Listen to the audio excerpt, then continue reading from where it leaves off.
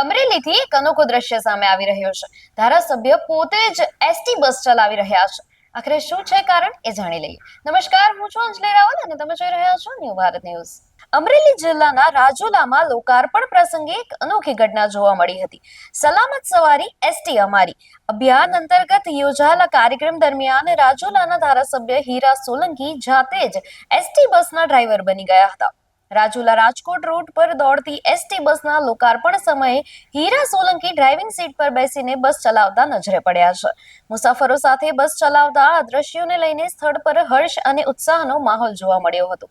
ધારાસભ્યના આ અનોખા અંદાજના video social media પર હાલ ઝડપથી વાયરલ થઈ રહ્યા છે અને લોકોમાં ચર્ચાનો વિષય બની રહ્યા છે.